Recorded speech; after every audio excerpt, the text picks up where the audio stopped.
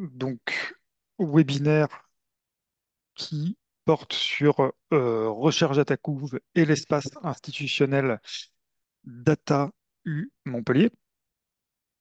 Donc, webinaire qui fait, encore une fois, je le rappelle, partie d'un cycle de webinaires, hein. C'est à peu près toutes les 2 semaines, on essaye de faire ça de manière régulière, bon, hormis s'il y a des vacances scolaires ou autres. Voilà, donc vous avez peut-être eu des rappels de ces webinaires. Et donc aujourd'hui, c'est Focus Recherche Data Gouv. Donc l'objectif, ça va être de connaître déjà l'écosystème Recherche Data Gouv, hein, et son apparition, comment celui-ci a émergé. Savoir identifier, ça c'est aussi quelque chose d'important, dans quel cas de figure eh bien, on va choisir l'entrepôt Recherche Data Gouv, hein. C'est pas une solution qu'on prend d'entrée de jeu. Ça, voilà, on va voir comment on s'oriente vers Recherche Data Gouv. Et on va aussi découvrir les fonctionnalités de l'entrepôt et savoir initier un dépôt sur l'espace institutionnel Data U Montpellier. Donc, moi, je vais vous parler de la première partie, l'écosystème Recherche Data Gouv. Et ensuite, ça sera mon collègue Jérôme Marini, qui est l'administrateur en fait de l'espace institutionnel Data U Montpellier, qui va vous parler plus spécifiquement en fait de l'espace institutionnel donc Data U Montpellier. Mais dans un premier temps, l'écosystème Recherche Data Gouv. Alors voilà c'est cette belle petite image. Donc qu'est-ce que c'est Recherche Data Gouv? Souvent, quand on entend parler de Recherche Data Gouv, on pense entrepôt de données et éventuellement aussi au catalogue de données. Mais en fait, Recherche Dagouv, ça se pense avant tout comme un écosystème au service du partage et de l'ouverture des données de recherche. Et donc, dedans, dans cet écosystème, vous avez donc la plateforme des données. Donc, c'est au niveau entrepôt et catalogue. Mais autour de ça, vous avez tout un maillage d'offres et d'accompagnement. Ce qu'il faut savoir déjà, peut-être dans un premier temps, c'est que ce maillage d'offres et d'accompagnement, ça réunit quand même 80 établissements plus de 80 établissements de recherche en France. Et donc, c'est vraiment une fédération nationale des acteurs de la recherche orientée en cours de l'accompagnement à la gestion et à la diffusion des données de recherche. Et donc, tout ça, c'est organisé en différents niveaux. Il y a un niveau global autour des outils communs et des meilleures pratiques avec des centres de ressources. On a aussi quelque chose, un accompagnement plutôt à un niveau géographique avec une expertise locale. Et ça va être via ce qu'on appelle les ateliers de la donnée. Donc, vous avez peut-être déjà entendu parler avec l'atelier de la donnée, notamment sur Montpellier, l'atelier Ecodor. Et vous avez aussi cet accompagnement qui se fait au niveau thématique. Donc là, ça va être avec des centres de référence thématiques, donc sur des choses plus précises liées à des disciplines. Alors, dans cet écosystème, au service, encore une fois, du partage et de l'ouverture des données de la recherche, donc comme je le disais, on a la plateforme de données, plateforme nationale, qui est en fait une solution souveraine pour déposer, publier, signaler, mais également, donc ça, publier, déposer et signaler, là on est sur on est sur l'aspect entrepôt, pardon, excusez-moi, mais il ne faut pas oublier que c'est aussi l'aspect catalogue, et donc là, ça va être découvrir des jeux de données. Parce que c'est pas simplement, encore une fois, l'idée toujours, c'est pas simplement de diffuser les jeux de données, c'est aussi de les rendre visibles et que les chercheurs puissent derrière les réutiliser. C'est pas, voilà, c'est leur donner une visibilité, notamment pour que derrière ça soit réutilisé. Et donc, deux aspects sur la plateforme de données, l'aspect entrepôt, solution souveraine nationale, et le catalogue. Ensuite, dans cet écosystème, eh ben, on a aussi 4 centres de référence établissements. Alors ça, c'est des choses un peu plus spécifiques. En fait, dans ces centres de référence, il y en a quatre. Donc c'est l'INED, l'École des ponts Paris Technique, Sciences Po et INRAE. Et en fait, là, c'est de l'accompagnement propre aux orientations spécifiques d'établissements qui ont un peu des particularités, si on veut, et qui vont pouvoir guider aussi d'autres établissements dans cet écosystème. On a ensuite 22 ateliers de la donnée, donc 22 ateliers de la donnée en France. Vous avez la petite carte ici, et donc on voit ici l'atelier qui est porté par l'Université de Montpellier. Mais en fait, l'atelier de la donnée sur Montpellier, donc l'atelier Codor, c'est un outil de site en fait qui réunit 11 établissements de recherche. Donc il y a le CILRA, l'INRAE, l'INRIA, l'INRAE. Donc il y a même deux CHU à l'intérieur, CHU de Nîmes, CHU de Montpellier. Donc voilà, c'est quelque chose qui est très important au niveau de sa dimension, mais c'est un outil de site local qui fait partie d'un maillage plus vaste, qui sont les 22 ateliers de la donnée et qui font un peu le relais avec l'écosystème recherche DataGouv dans son ensemble. On a aussi 5 centres de référence thématiques. Alors là, ça va être justement, j'en parlais brièvement, donc des expertises par domaine scientifique. Donc, on va avoir des expertises avec le SDS sur l'astronomie et l'astrophysique, Data Terra, donc là, ça va être sciences de la Terre et environnement. On a Projet d'eau, là, ça va être sur les sciences humaines, Humanum aussi, sciences humaines. Et on a également l'IFB, donc biologie santé. Et donc là, ils vont répondre à des questions un peu plus spécifiques, justement, sur des thématiques et des domaines scientifiques concernant la gestion des données, parce qu'il y a bien sûr des spécificités et des différences, par exemple, entre des données qui viennent d'astronomie et des données qui viennent de santé ou encore de sciences humaines et sociales. Ça, on l'imagine bien. Et donc, eux, en fait, c'est des centres de référence et qui peuvent orienter les chercheurs sur des questions liées à la gestion des données avec des spécificités thématiques, encore une fois. Et enfin, on a quatre centres de ressources qui jouent aussi un rôle très important au niveau de la structuration et de l'accompagnement en fait à la gestion des données, à l'ouverture des données de recherche. On a Doranum, que je pense certains d'entre vous doivent bien connaître, hein, qui est une plateforme en fait qui est notamment connue pour permettre une auto-formation sur des questions notamment liées aux données, mais également aux publications. On a le réseau des urfistes pour la formation. On a Opidor, notamment qui permet l'attribution de DOI et de DOI, pardon, et qui met aussi à disposition un outil de génération pour les plans de gestion de données, hein, DMP Opidor, que certains aussi d'entre vous doivent connaître. Et enfin, la plateforme, l'entrepôt catalogue, Recharge DataGouv, qui là aussi est une ressource en soi. Alors, pour la petite histoire, Recherche DataGouv, ça a apparu. Déjà, on en parlait en fait dans le premier plan national pour la science ouverte, qui allait de 2018, qui couvrait la période 2018-2021, ou dans le deuxième axe, ce qui concernait la structuration et l'ouverture des données de la recherche, il était fait mention de développer des centres de données thématiques et disciplinaires. On parlait aussi également de développer un service générique d'accueil et de diffusion des données simples, généralistes, on va dire, et d'engager un processus de certification des infrastructures de données.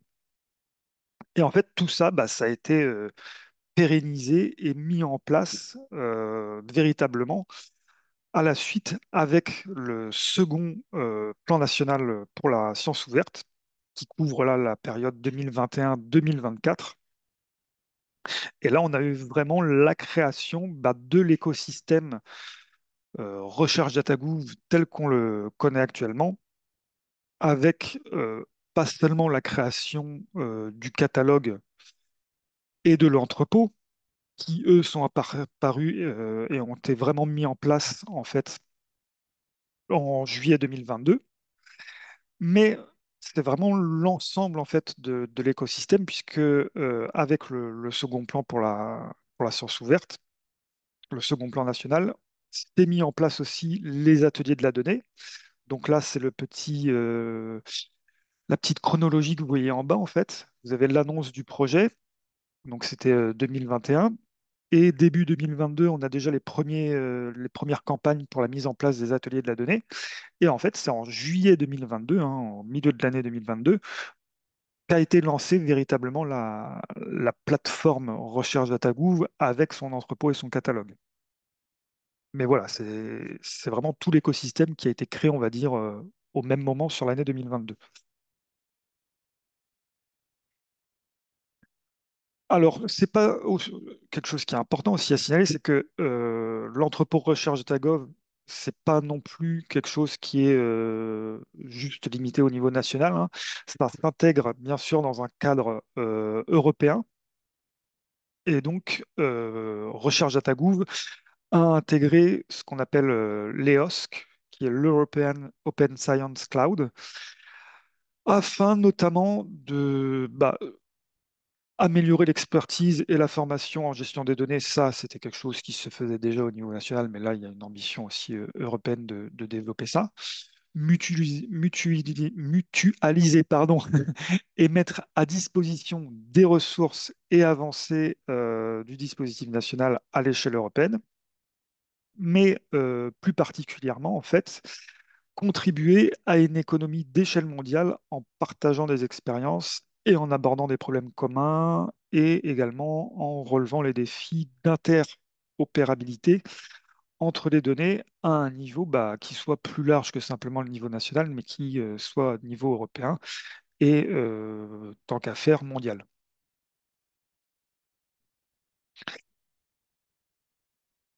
À présent, donc là, on a vu la genèse de l'entrepôt et de l'écosystème Recherche Data Gouv.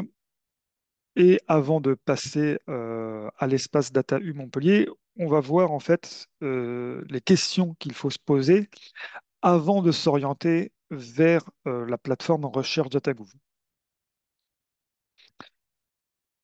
Donc, des questions à se poser concernant le dépôt des données dans un entrepôt. Donc, qu'est-ce que c'est? À quoi ça sert? Donc, ça va déjà assurer la préservation des données dans un environnement qui va être sécurisé. Ça va bien évidemment favoriser le partage et valoriser la réutilisation. Donc, c'est encore une fois la double dimension entrepôt, mais également catalogue. Souvent, on voit juste sous le prisme de l'entrepôt, mais voilà, c'est aussi un catalogue destiné à réutiliser les données, les jeux de données. Donc, ça offre également de la visibilité sur les moteurs de recherche. Et donc, à ce moment-là, les données deviennent des objets scientifiques citables, leur sont liés un DOI. Ce DOI va être mentionné dans différents articles, même dans des data papers. Voilà, ça donne de la visibilité, hein. Ça ça développe aussi l'interopérabilité des jeux de données entre eux, puisque via l'entrepôt, en fait, on met en place des standards de métadonnées. Ça permet également d'offrir la possibilité de gérer les modalités de partage via l'attribution d'une licence de diffusion.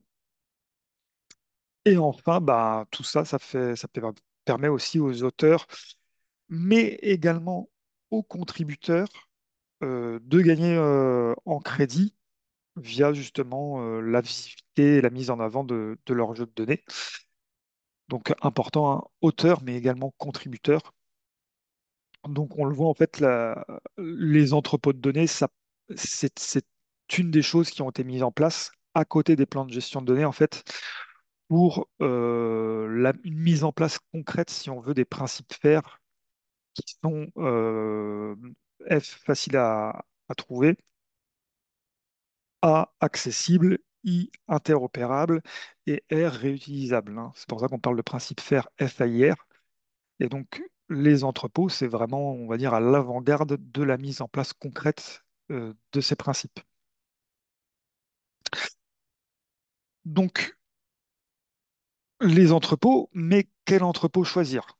Hein je le sais, puisqu'on a eu une petite discussion avant de débuter ce webinaire, que bah, il y en a beaucoup parmi vous qui s'interrogent en fait sur quel entrepôt choisir, parce qu'il y en a énormément. Alors là, on est plus spécifiquement sur Recherche Data Gouv.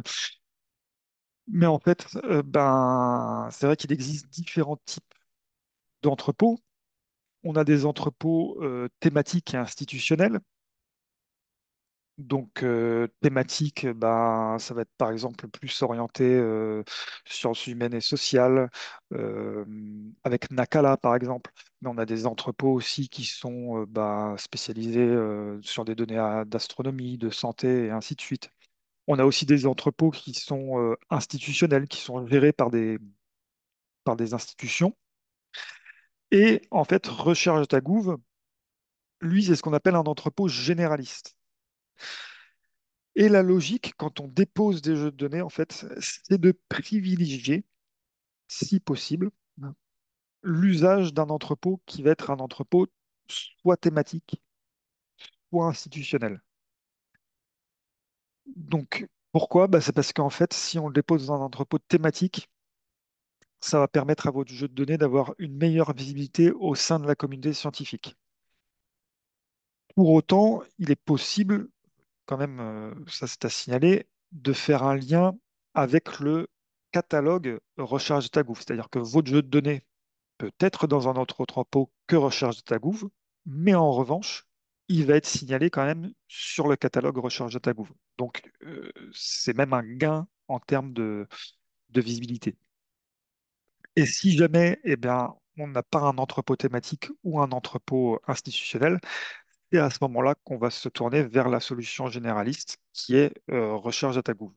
Voilà.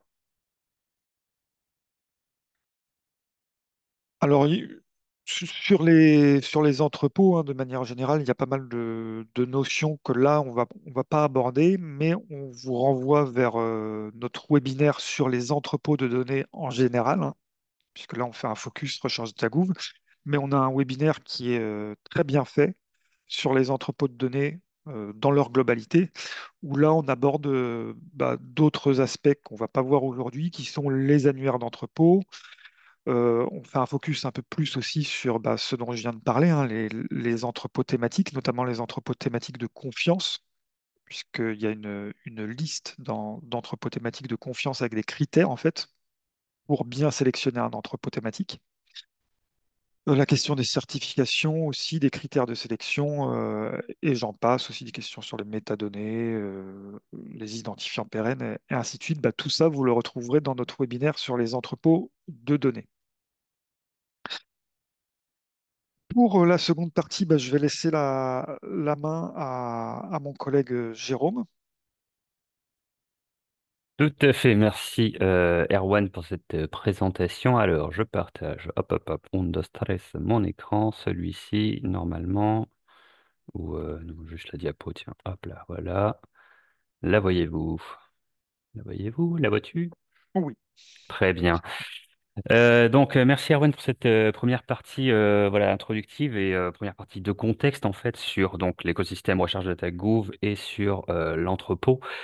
Donc on a fait un bref voilà avec tout ce que vous avez expliqué Erwan, on a fait une brève mise en abîme en fait et un bon retour sur la notion des entrepôts. Si vous voulez en savoir plus, comme vient de le dire Erwan, il y a un webinaire que j'ai donné début décembre sur le sujet qui est très complet où on aborde plus en profondeur, voilà, plus en détail les notions d'entrepôt thématique, de qu'est-ce qu'il faut privilégier, comment on trouve des entrepôts de données, voilà, comment les choisir, etc. Quels sont les critères à privilégier, les critères qui peuvent nous convenir et des critères qu'il faut choisir en toute objectivité. Donc voilà, je vous reconduis encore une fois sur ce webinaire, sur la playlist de nos webinaires de l'Université de Montpellier que vous pourrez retrouver à la fin de ce diaporama, qu'on vous enverra en lien également, ainsi que sur notre site internet et notre chaîne YouTube. Deuxième partie donc de ce webinaire aujourd'hui. consacré donc à l'espace institutionnel Data U Montpellier. Je vais vous présenter tout d'abord, dans un premier temps, le fonctionnement de l'entrepôt, vraiment en grand titre. Je vais attarder mon argumentaire sur deux points, deux aspects de cet entrepôt qui sont quand même assez importants pour que vous situiez bien l'écosystème dans lequel on se situe. Et ensuite, bah, je pense qu'il n'y a rien de mieux qu'une démonstration pour vraiment rentrer dans le bain et voir comment on dépose sur Recherche DataGouv et sur l'espace institutionnel de l'université. Hop, si j'appuie, est-ce que ça marche? Ça marche, oui, oui. Donc, l'entrepôt Recherche DataGouv, il est basé sur le logiciel libre Dataverse, donc, qui a déjà un système d'entrepôt qui existe et qui a fait ses preuves, et qui fonctionne selon plusieurs instances, en fait.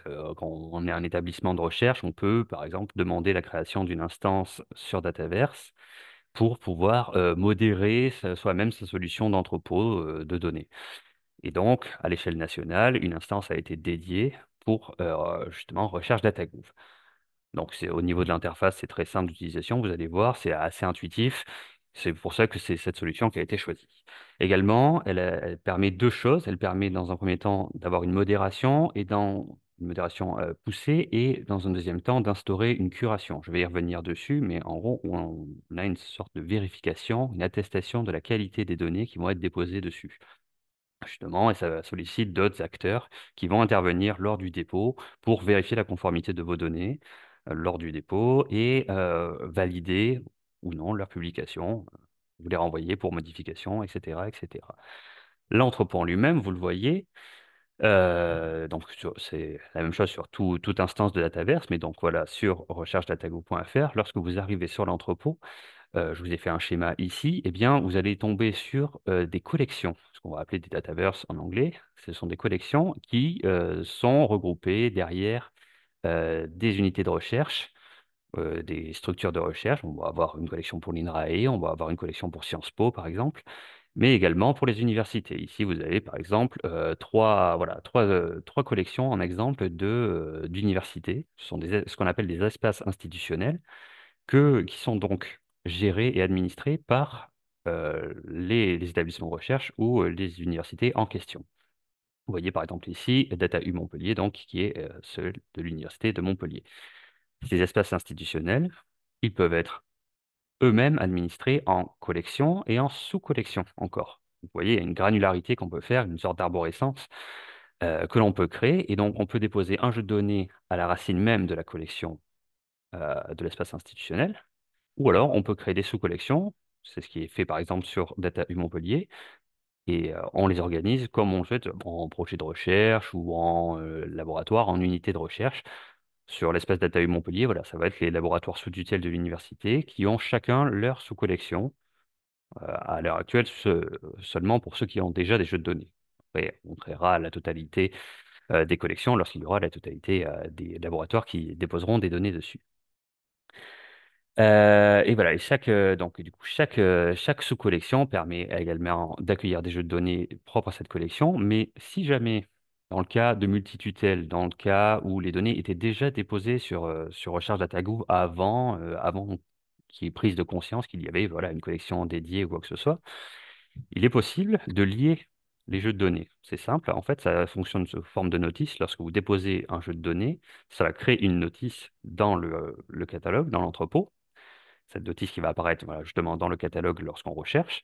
Et cette notice, on va pouvoir l'allier directement dans la collection dédiée. Donc, en fait, vos données ne sont jamais perdues. Si on est assez vigilant derrière et si on signale, en fait, il y a un référencement qui s'établit. Et donc, dans les sous-collections propres au laboratoire de l'Université de Montpellier, on pourra retrouver des jeux de données qui ne sont pas déposés à même cet espace, mais qui sont dans Recherche DataGouv sur un autre espace institutionnel. On aura juste fait un lien. Il n'y a pas de doublon, seulement un lien. Autre point très particulier et très intéressant autre aspect de Dataverse, justement, sur lequel je retiens votre attention, c'est la curation. Je l'ai évoqué brièvement tout à l'heure. Lors d'un dépôt, en fait, vous allez pouvoir bénéficier d'un accompagnement et d'une relecture pour les données déposées. Donc, c'est le chercheur. arrive, il dépose sur l'espace institutionnel de l'Université de Montpellier, et à partir de là, une fois qu'il l'a soumis pour révision, c'est ce que voilà, c'est ça l'étape justement, une fois qu'il a saisi les premières métadonnées, placé ses fichiers, il soumet le jeu de données pour révision, et là, un expert, un data librarian, va venir contrôler la conformité du jeu de données en conformité donc avec les principes FAIR, bon, que Erwan vous a expliqué, et il va établir un rapport de curation, donc il liste, voilà, qui s'attarde sur certains points et qui liste des critères très importants pour proposer des données de qualité, en fait. Et il va vous renvoyer ce rapport de curation. S'il est conforme, tout va bien, on peut publier les données. S'il n'est pas conforme, on revient, on modifie les métadonnées et on publie. C'est comme ça que ça se passe. Dernier point d'attention, pour avoir des données réellement, pour proposer des données réellement de qualité, on veille en fait à ce que c'est un des aspects de recherche DataGo et de l'espace institutionnel de l'Université de Montpellier. On apporte un point de vigilance très précis à la présence, à la mention une publication associée, c'est-à-dire que dans le cadre d'un projet, admettons que voilà, vous déposez des données qui sont en lien avec une publication, il va falloir que cette publication soit validée par les pairs et pas forcément publié, mais validé par les pairs, pour valider les données qui y sont liées. Ça permet ainsi de ne pas publier des données qui, au final, ben, ne s'avéreraient pas correctes, parce que après relecture par les pairs, en fait, on s'est aperçu que ben, non, il y avait des erreurs, ou voilà. Donc c'est une sorte d'assurance, en fait, apportée par la curation. Justement, le curateur, lors du dépôt, va vous demander s'il y a une publication associée, et si, auquel cas, la publication a été acceptée ou pas. L'entrepôt donc affiche et propose tout plein d'autres avantages, hein. Je vous ai mis voilà, une florescence ici de ses fonctionnalités, possibilité d'embargo, possibilité d'ajouter des métadonnées disciplinaires, possibilité de générer une ébauche de data paper une fois qu'on a déposé le jeu de données, génération d'un DOI, un identifiant pérenne de type DOI. Et plein d'autres. Je vais revenir en détail justement au cours de la démo dessus. Je vous montrerai un petit peu comment on atteint ces fonctionnalités et puis après, vous pourrez me poser toutes sortes de questions à la fin de ce webinaire si vous voulez que je revienne un peu plus en détail sur certains aspects. On va donc passer à la démonstration. Juste avant, bah, je vous montre rapidement en quelques slides comment se connecter, parce que c'est très important. Pour déposer sur l'espace institutionnel de l'Université de Montpellier, il faut avoir un compte institutionnel, c'est-à-dire une adresse mail qui se termine en @umontpellier.fr. C'est une prérogative au dépôt sur notre espace. Donc, première étape, on se rend sur recherche.data.gouv.fr. On va tomber sur la page de l'écosystème, qui est cette grande page-là, sur laquelle il y a plusieurs modes d'accès à l'entrepôt catalogue. Vous voyez, on peut cliquer sur Trouver des données qui va nous amener sur l'interface entrepôt catalogue, enfin sur l'interface catalogue, mais également les deux autres aspects, déposer, publier un jeu de données, qui vont nous amener sur cette même interface. Donc, bon, une interface aurait suffi, mais ils en ont fait trois. Hop. Une fois cliqué sur ces liens, donc, on tombe sur le portail, voilà, un entrepôt catalogue. Et une fois dessus, eh bien, il va falloir s'identifier. Donc pour ça, on va se rendre en haut à droite. Pour l'espace institutionnel Montpellier, pas la peine de s'inscrire au préalable. En fait, auparavant, il fallait le faire. Désormais, on peut s'identifier directement avec ses identifiants institutionnels, accent LTAP. Donc hop, on va sur Se connecter. Et là, vous voyez, il y a une liste déroulante, un menu déroulant avec votre établissement. Vous sélectionnez Université de Montpellier à l'intérieur. Et hop, magie, vous êtes identifié. On voit mon nom apparaître en haut à droite. Et dans le petit carrousel qui est ici en bas de l'écran, eh bien, vous pourrez voir qu'il y a l'espace institutionnel de l'Université de Montpellier, juste ici. Une fois dessus, il faudra chercher le petit bouton Ajouter des données. Il n'est pas facile à trouver au début, mais si vous êtes correctement identifié avec une adresse en @umontpellier.fr, eh bien, il apparaîtra et vous pourrez alors ajouter des données sur l'espace. Juste avant le dépôt, on vous les remettra en lien dans le chat si Erwan, tu peux t'en charger et également euh, ils seront sous la vidéo sur la chaîne YouTube, je vais y arriver. et également dans ce PowerPoint qui vous sera distribué à la fin du webinaire. Euh, quelques ressources très utiles pour le dépôt. Donc, un guide officiel créé par Recherche DataGouv qui vraiment rentre dans le détail, parce que moi, je vais vous montrer comment on accède, comment on dépose.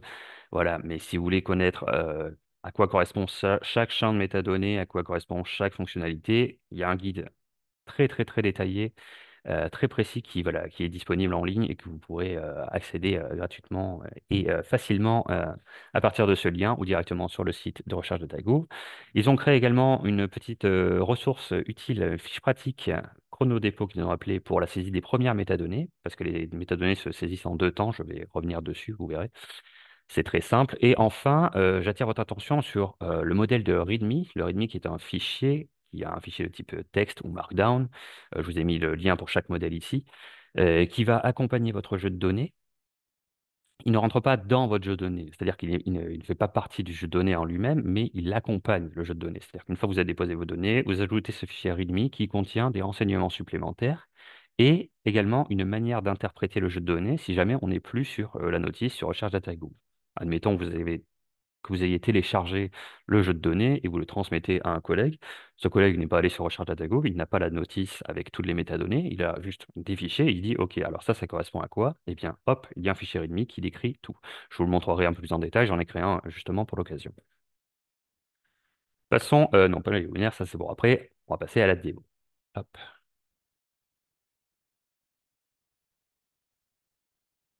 hop, alors, hop, ici, hop, et on va partager cet écran. Hop, est-ce que c'est bon? Super, merci Arwen. Hop, donc voilà, comme je vous ai expliqué, on va sur recherche.data.gouv.fr et on tombe sur cette interface qui est l'interface de l'écosystème. Pour accéder à l'espace institutionnel de l'Université de Montpellier, mais avant ça, à l'entrepôt catalogue, il va falloir se rendre sur voilà, sur un des liens juste ici, déposer, publier son jeu de données, et hop, on tombe sur, ça j'avais plus besoin, sur l'espace entrepôt. On va en haut à droite. Donc déjà, vous voyez l'espace entrepôt, voilà, il s'affiche comme ceci. Donc vous avez bon, un petit descriptif. Ici, un carrousel des collections qui existent, des espaces institutionnels, et ici l'interface catalogue. Donc voilà, vous voyez apparaître les premières informations de la notice. Alors voilà, lorsque c'est en bleu avec cette petite icône ici, c'est que c'est un fichier. Enfin, c'est voilà, un fichier, un dataset. Si vous avez mis une miniature, elle apparaît ici. Lorsque c'est une collection, ça apparaît en orange. Et il s'agit juste d'un fichier de jeu de données, ça apparaîtra en gris. C'est un petit code mémotechnique coloré qui peut vous aider à vous y retrouver. Ici, vous avez les facettes. Vous pouvez donc, selon la provenance, selon les métadonnées qui ont été renseignées, eh bien, filtrer de manière très précise les jeux de données déposés. Recherche de Dagouv également, on ne l'a pas mentionné, mais c'est un aspect quand même tout à fait intéressant, c'est que comme c'est une instance de Dataverse, elle communique un peu avec les autres instances de Dataverse, mais également elle a vocation à communiquer avec les autres entrepôts de données, c'est-à-dire qu'on crée une notice, et si les données sont déjà déposées sur un autre entrepôt, on récupère le lien de l'entrepôt, et on le met dans la notice. Et donc, on verra apparaître une icône légèrement différente. Ce sera un jeu de données qui a été lié ou qui a été moissonné. Et là, vous voyez par exemple ici, dans les facettes, on a l'aspect moissonné si on veut chercher un jeu de données qui est déposé sur un autre entrepôt. Et sinon, c'est sur recherche data. Ici, je vous montre vite fait juste voilà, le petit encart. Donc, on a ici le titre. Là, c'est le nom de la collection, l'espace institutionnel dans lequel, ou la sous-collection dans laquelle le jeu de données est déposé. Ici, les premières métadonnées, voilà, avec nom d'auteur, nom de déposant, le DOI qui a été généré lors du dépôt, la version du jeu de données, si elle a été remaniée plusieurs fois, et une brève description. Ça va être les premières métadonnées que l'on va saisir. Donc, j'attire votre attention dessus justement parce que c'est ce qu'on va saisir dans un premier temps et qui générera la notice de notre jeu de données dans le catalogue. Bon, on se connecte. On va en haut à droite, se connecter, Université de Montpellier. Pour ma part, hop, c'est rapide. Et voilà, mon nom apparaît ici. Et à partir de là, je cherche ma collection. Je vais la chercher ici dans le carrousel, mais je pourrais la chercher dans le catalogue directement. Elle apparaîtrait. Hop, Data U Montpellier, je vais dessus. Et comme je suis correctement identifié, vous le voyez apparaître ici en 1000, hop, le petit bouton Ajouter des données. Alors, petit point de détail, je suis administrateur de l'espace institutionnel, donc en tant qu'administrateur, j'ai une interface légèrement différente, c'est-à-dire que là, je peux modifier des choses, ça ne vous concerne pas, mais vous le verrez pas apparaître, mais voilà. Également, quand je clique dessus, je veux créer une collection, ce que vous ne pourrez pas faire lorsque vous chercherez à déposer, vous n'aurez que nouveau jeu de données. À venir prochainement, on essaie de régler ça, la possibilité de déposer directement depuis les collections. Vous voyez qu'ici, j'ai généré un carrousel avec les collections déjà présentes des laboratoires de l'Université de Montpellier, voilà, qui sont présents ici. Il n'est pas possible à l'heure actuelle d'aller déposer directement depuis. Moi, je peux le faire parce que je suis administrateur, mais en tant que nouveau déposant, il n'est pas possible. Il faut que je vous accorde des droits au préalable, donc il faut faire une demande. Et donc, on va essayer de régler ça pour que vous puissiez le faire, pour que ça soit automatique, que ce soit plus pratique. Mais il est toujours possible de référencer la collection. On va le voir justement tout de suite. Également, vous voyez, voilà, j'ai les versions soumises pour révision, les versions voilà, que l'on dit provisoires qui sont non publiées. Moi, je peux les voir parce que je suis administrateur, mais tout nouveau déposant ne les verra pas. On va donc sur Ajouter des données. Et là, on crée un nouveau jeu de données. Hop. Voici donc les premières métadonnées. Donc, c'est les métadonnées générales qu'il va falloir compléter afin de générer la petite notice, le petit encart que je vous ai montré tout à l'heure.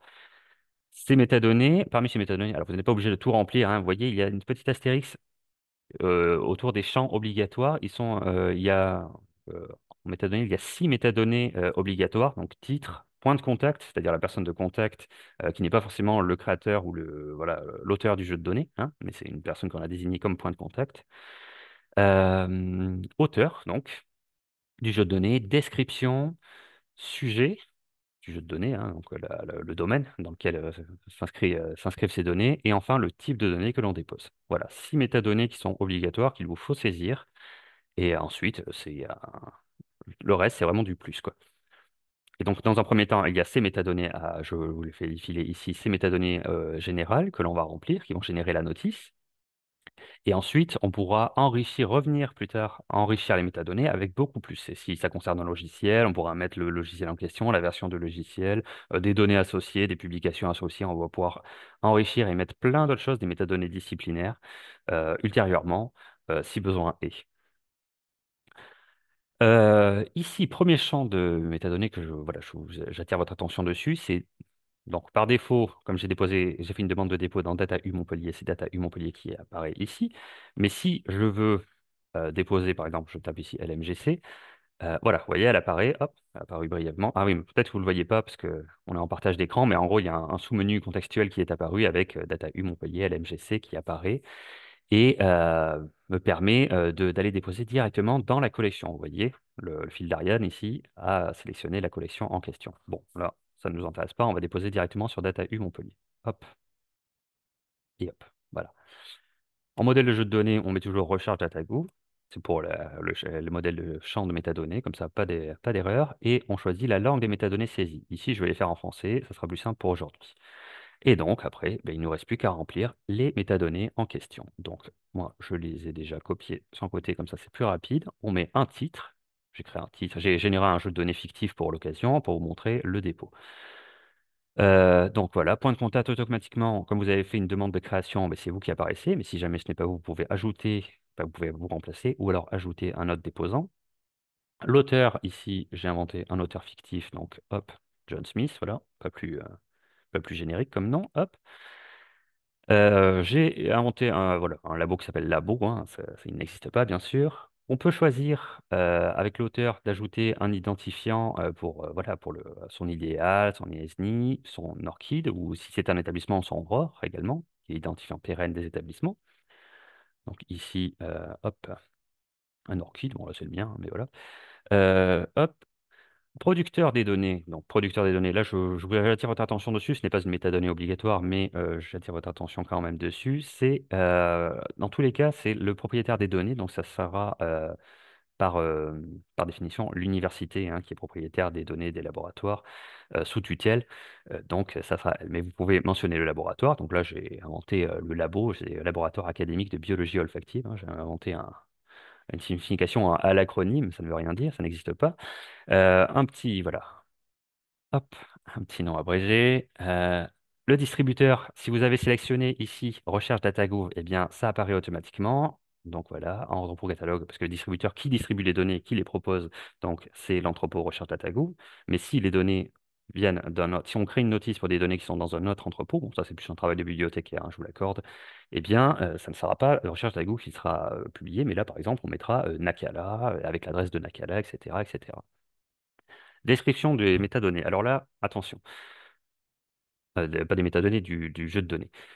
On décrit le projet, le cadre de création des données, c'est-à-dire ces données, par exemple là, ici, je vous montre ce que j'ai écrit, moi. Voilà, j'ai fait ça de manière très générique, mais voilà, ce jeu de données vise à étudier le nombre de blablabla, j'ai inventé un nom, produit dans l'organisme, et ça fait partie de telle étude menée par l'UMR Labo entre 2023 et 2025 à l'Université de Montpellier. C'est ce qu'on attend d'une description de jeu de données, c'est-à-dire le contexte de création, qu'est-ce que sont ces données, mais sans rentrer dans le détail. Expliquer l'arborescence des données, expliquer tout ça, c'est pour le fichier README que l'on va joindre à côté. Parce que l'interface de recherche DataGouv, elle, montrera tout d'elle-même. Donc ça ne sert à rien de faire une description trop longue. L'idée, c'est d'avoir quelque chose de clair et concis qui explique juste le contexte de production et qu'est-ce que c'est ces données, tout simplement. On n'oublie pas de sélectionner, bien sûr, la langue des métadonnées. Donc ici, French, voilà, c'est en anglais. Une date, si possible, au format ISO. Donc voilà. Ah, bah ouais, pourquoi pas le 6, tiens, voilà, hop. Le sujet, qui est une métadonnée obligatoire. Donc ici, médecine, voilà. Les mots-clés, alors ça c'est un petit plus, ça aide, voilà, quand on cherche un jeu de données, une fois sur l'interface catalogue, on cherche un jeu de données qui parle par exemple bah, tiens, j'en ai mis un ici, de sérotonine par exemple, et bien hop, moi comme j'ai renseigné un mot-clé sérotonine, et bien mon jeu de données va sortir, va apparaître parce que dans les mots-clés, dans les métadonnées, il y a sérotonine. Si votre jeu de données, c'est votre jeu de données, si vous avez des mots-clés qui sont issus d'un thésaurus, d'un vocabulaire, je ne sais pas si on voit l'onglet là, par exemple. Là, je suis allé sur le vocabulaire ouvert de l'INRAE, voilà, super.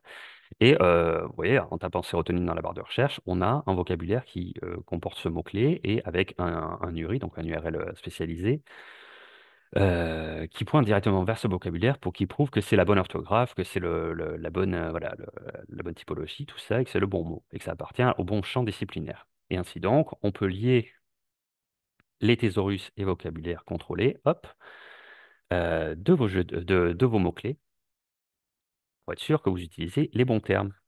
Et là, je vais aller chercher sur le Thesaurus INRAE. Donc, hop, Thesaurus INRAE. Type de données, ici, je vais mettre des images et du dataset et également du texte. Voilà, donc on met ça. Autre type de données ici, ça n'apparaissait pas dans le menu déroulant. Dans le cadre, je vous l'ai évoqué tout à l'heure, dans le cadre d'une publication associée, eh bien, c'est ici qu'on va mettre justement la bibliographie, en gros. Voilà, hop, la publication associée qui a été, on va dire, validée, hein. J'ai inventé, pareil, une publication. Voici le DOI sur lequel elle est publiée. Voilà, hop, l'URL où on peut la trouver. Voilà, hop, c'est un DOI, voilà, ici. Et donc, elle apparaîtra dans la notice, vous verrez, la publication qui mentionne ce jeu de données, justement. Elle apparaîtra dans la notice. Enfin, les dernières métadonnées obligatoires, donc information sur la subvention et sur le projet, généralement c'est lié. Vous savez que voilà, dans le cadre de projets européens, bah, du coup, si vous cherchez des informations sur votre subvention, sur votre projet, il vous faudra vous rendre sur le site cordis.europa. C'est là où les appels à projets européens justement sont référencés. Et pour les appels à projets français, généralement, c'est l'Agence nationale de la recherche qui finance. Et donc, il suffit de taper, vous voyez, elle est directement moissonnée. Ça commence toujours par, ah mince, j'appuie pas dessus. Hop, ANR. Bon, elle est là. Et ça commence toujours par ANR, mais après, vous tapez par exemple trois numéros de votre numéro de référencement, et hop, vous voyez, ça apparaît au pif, j'en mets un, et hop, on a, voilà, automatiquement, ça se remplit. On a l'acronyme du projet, le titre du projet, le lien vers le site web si ça y est, etc., etc. Bon, là, ça ne me concerne pas, donc je ne vais pas le mettre. Et ce n'est pas une métadonnée obligatoire. Et enfin, voilà, qui a déposé, à quelle date. On arrive sur les fichiers à ajouter. Alors, vous voyez, c'est écrit ici maximum de 1000 fichiers par téléversement. Donc, bon, généralement, on a de la marge, mais au-delà de 1000 fichiers à déposer, il faudra passer par une API qui s'appelle DV Uploader, qui est accessible directement depuis le site de recherche DataGouv et qui permettra de déposer en masse beaucoup de fichiers, au-delà de 1000 généralement. Ben bon, ça nécessite de savoir maîtriser les API et le SQL. Pour l'ingestion de fichiers tabulaires, c'est un peu plus particulier, c'est-à-dire qu'il y a des prérogatives. Un fichier tabulaire va être limité à 500 MO, bon, il faut les atteindre également, à 1024 colonnes, donc 1024 variables dans le fichier tabulé, également pour une bonne ingestion. En fait, sinon après il va peser trop lourd et le site risque de planter. Et bien sûr, pour une bonne ingestion, un encodage UTF-8, etc. Et éviter les cases et les colonnes vides, surtout en début de tableur, en fait, parce que sinon, il n'apparaîtra pas. Vous allez voir, une fois qu'on dépose un fichier tabulé, s'il est correctement renseigné, eh bien, on a une prévisualisation qui s'affiche sur le site. Donc, je vais arrêter de parler et je vais plutôt vous montrer exactement comment ça se passe. Donc là, je viens déposer des fichiers. Donc, je dépose, hop, je sélectionne mon fichier. Alors, on est sur le bureau, j'ai dataset démo ici. Donc voilà, un fichier tabulé ici. Entier, un fichier par un fichier. Donc, pour l'instant, c'est voilà, c'est pas très pratique. On peut renseigner une petite description, un chemin d'accès, je vais vous le montrer juste après. C'est aussi simple que ça. Hop. Ça, c'est mon README que je dépose maintenant, mais on peut le faire après. Voilà, je vous montrerai. Et enfin, donc là, par exemple, je veux déposer un dossier, mais je ne peux pas en fait. Donc, je suis obligé de déposer un à un les fichiers qu'il y a dans le dossier. Donc, ici, une archive. Veillez bien à déposer toujours des formats ouverts, hein. Nous avons des ressources tout à fait dédiées si vous ne savez pas ce qu'est un format ouvert. Hop. Et ici, voilà, mes petits dossiers. Alors, je vous ai dit, il y a un... alors, peut-être je peux vous le montrer directement. Est-ce qu'on voit ma fenêtre là, ici, si je la lâche? Oui, voilà. J'ai fait un dossier qui s'appelle Work Package 1 et dans lequel il y a mon archive et deux images. Eh bien, si je veux que cette arborescence réapparaisse sur Recharge DataGo, en fait, il suffit que je renseigne ici le chemin d'accès au fichier. Donc là, l'archive et les deux captures, donc elles sont ici. Hop, là, il va falloir juste que je crée le chemin d'accès, Work Package et je vais y arriver. Un, voilà, juste aussi simple que ça. Pour les trois là, voilà. On sauvegarde le jeu de données. On n'oublie pas de sauvegarder, sinon tout ce qu'on a fait ne sert plus à rien. Et là, boum, bravo, opération réussie. Et là, vous êtes sur la notice de votre jeu de données. Ça y est, là, vous avez fait un dépôt, tout simplement. Donc voilà, ça c'est le petit encart que l'on voyait apparaître justement dans le catalogue, avec une brève description de votre jeu de données, le sujet, les mots-clés, la licence qui est attribuée automatiquement Etalab 2.0, je vais y revenir, le DOI de la publication associée, avec, voilà. Ici, c'est l'encart statistique, donc vous voyez, vous pouvez consulter, enfin, voir combien de personnes ont consulté votre jeu de données, combien l'ont téléchargé, combien le site dans une autre publication, à partir du DOI qui a été généré ici. Et ici, donc, possibilité de publier. Bon, moi, je peux modifier les modalités, tout ça, parce que je suis administrateur, mais chez vous, ça ne sera pas publié, ça sera seulement soumettre pour révision qui apparaîtra. Contacter la personne qui on a renseigné en point de contact et le partage du jeu de données. Et en dessous, on trouve voilà, la liste de nos fichiers. Et donc, comme j'ai créé le chemin d'accès au fichier, si je clique sur Arborescence, hop, on voit que le dossier s'est créé. Et donc, voilà, mes petites données sont dans leur bon fichier, gentiment. Comme j'ai fait une bonne ingestion de tableau, que j'ai bien fait mon boulot, hop, vous voyez, voilà, mon fichier tabulé, en fait, apparaît correctement avec ses mesures, ses données, tout ça, ses entrées. Je reviens en arrière. Donc, voici donc la notice, en gros, hein, la notice de votre jeu de données. Et donc, ici, on retrouve quatre onglets. Donc, le premier avec la visualisation des fichiers. Vous pouvez voilà, tout voir et télécharger les fichiers un par un, placer un embargo, tout ça, restreindre les données. Bon, voilà. Un onglet métadonnées où on a toutes les métadonnées que nous avons renseignées juste avant. Et si vous voulez renseigner d'autres métadonnées, ce que j'ai expliqué tout à l'heure, on vient ici sur modifier les métadonnées. Et là, on va voir que tout d'un coup, il apparaît beaucoup plus de champs de métadonnées. Beaucoup plus. Je fais défiler doucement pour vous. Voilà, origine, source des données, les logiciels avec les versions, tout ça, les séries, hop, hop, hop, les publications, le contenu associé. Si ça fait mention d'un autre jeu de données à partir duquel vos données enfin, ont été réutilisées, si c'est un jeu de données similaire mais antérieur, on peut le lier, mettre son DOI, dire voilà, oui, ça fait référence à ces données-là. Encore une fois, voilà, là, on peut renseigner la période couverte par l'étude des données. Donc, moi, par exemple, tout à l'heure, je disais de 2023 à 2025. Ici, je peux mettre la date et ça apparaîtra. Et enfin, tout en bas, on retrouve les métadonnées disciplinaires. Admettons que voilà, je suis métadonnées sciences de la vie, hop, on va type de modèle, organisme, on va référencer l'organisme en question, voilà, avec les noms scientifiques justement, plein de métadonnées et de champs disciplinaires très spécifiques qui peuvent être renseignés et pour enrichir justement le référencement de votre jeu de données et sa valorisation, sa citation, sa visibilité. Je fais vite parce que le temps file. Les conditions, donc à partir de l'onglet conditions, c'est ici que l'on trouvera la licence attribuée par défaut, qui est une licence libre de droit étalable 2.0, mais vous pouvez la modifier justement en ajoutant votre propre licence. Admettons que vous choisissiez une licence CC BY, par exemple 4.0, hop, on va ici, et c'est là-dessus qu'on va coller le code dans lequel, voilà, je vous ai amené par exemple voilà, sur le site de Creative Commons, License Chooser, vous dites, voilà, je sais, il y a un outil très pratique pour choisir sa licence, vous dites que vous savez la licence que vous voulez, hop, ici, euh, hop, je le fais vite, John Smith, voilà. Le link to work, on revient dessus. Donc, le link to work, c'était mon DOI, mais c'est pas grave, je vais pas le trouver, mais mais tant pis.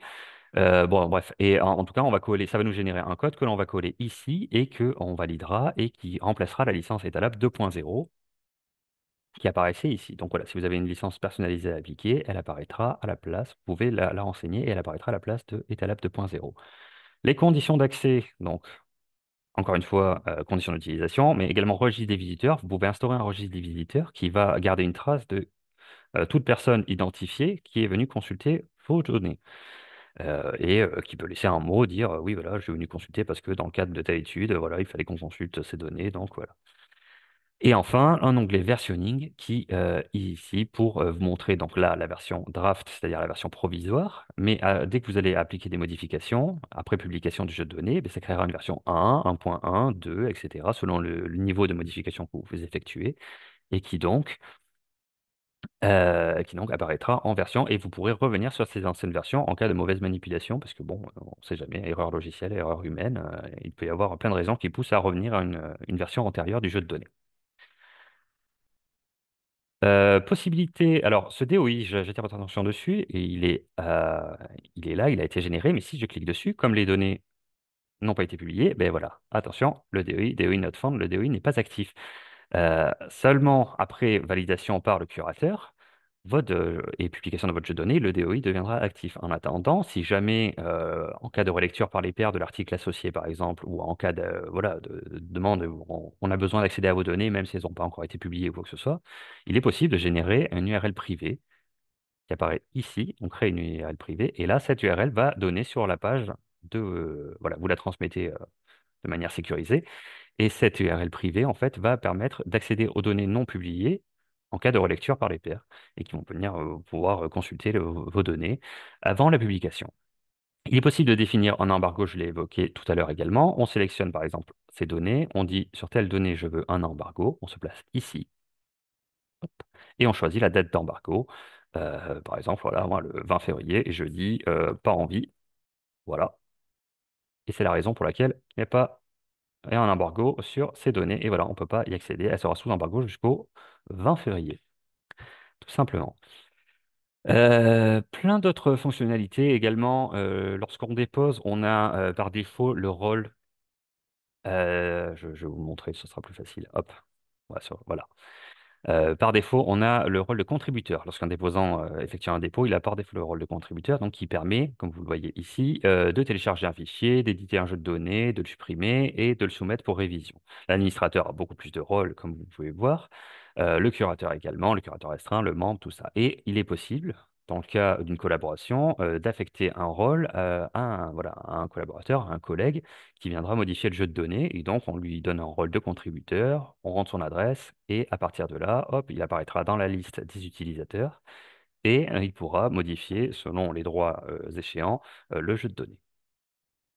Donc, encore une fois, un autre aspect, une autre particularité de Recherche DataGouv, Là, le jeu de données apparaît sous version provisoire. Là, vous le verrez cette fois si vous revenez sur l'interface. Mais une fois que vous avez terminé toutes vos petites modifications, vous cliquez sur Soumettre pour révision, qui n'apparaît pas ici parce que je suis administrateur encore une fois. Et à partir de là, les curateurs et administrateurs que nous sommes, Erwan et moi, viendront vers vous pour vous proposer un modèle, un rapport de curation, pardon, que je vous propose de visualiser ici vite fait. Hop, je ne sais pas si on le voit. Parfait, voilà. Et donc, en fait, c'est un rapport qu'on va vous rendre et qui reprend les métadonnées, qui dit juste c'est bon, c'est pas bon, c'est bon, c'est pas bon. Et on fait un petit commentaire pour dire, voilà, il faudrait juste mettre ça à la place. C'est tout. C'est rapide. Si vous effectuez votre dépôt dans les règles, en suivant bien tout ce que je vous ai montré aujourd'hui, et que vous suivez, enfin voilà, le rapport de curation ne sera pas très long, pas très bien rempli, pas trop rempli, et votre jeu de données sera publié très rapidement en fait. Parce qu'une fois les modifications apportées, le curateur relie et il valide la publication du jeu de données euh, s'il n'y a pas d'embargo, s'il n'y a pas de conditions particulières. Et à quel cas, vous avez réussi votre dépôt sur Recharge DataGo. J'arrête le partage de la démo. Hop. Erwan, si tu veux reprendre le PowerPoint du coup, parce que moi je ne l'ai plus sous la main.